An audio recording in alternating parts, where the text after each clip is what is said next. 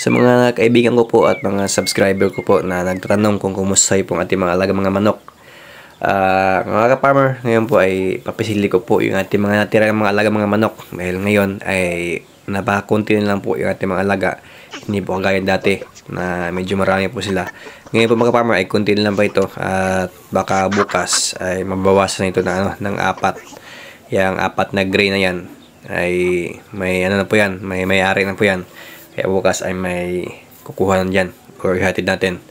Mga farmer, ang rason po na kumunti po natin mga mga manok ay kailangan natin magbinta or bintayo po yung iba. Dahil ngayon po mga farmer, nagpatayo po ako ng bahay at kasalukuyan pong tinatrabaho, kaya kailangan natin ng pera at kailangan natin magbenta ng mga manok.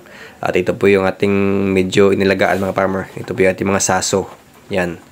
Medyo malaki na po sila at hindi po tayo nakapag-update ng mga nakaraang buwan dahil busy po tayo sa ating trabaho sa opisina at saka sa ating bahay. Kasi pagdating po ito mga farmer sa aking munting manukan ay doon po ako sa hanggang lang po ako mga farmer, pakain, painom, linis, at hindi po ako nakakuha ng video dahil busy po tayo sa ating bahay.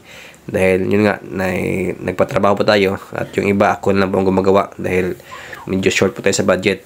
Kaya po mga farmer, yung po ang dahilan na yung mga alaga po ating mga huluhano at mga native ay naibinta po natin para makabili po tayo ng mga materialis. Dahil yan ang po talaga ang main purpose para po may magamit tayo. Kaya po nag-alaga tayo ng mga manok.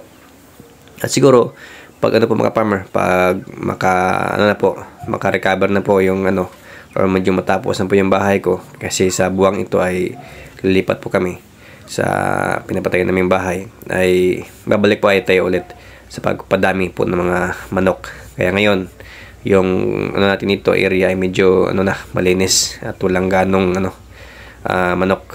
Yung pong kulungan natin na ay wala po yung laman, ay bakante po yan at nakahanda po yung standby na po dyan para po sa susunod na mga panahon ay lagyan po natin yan.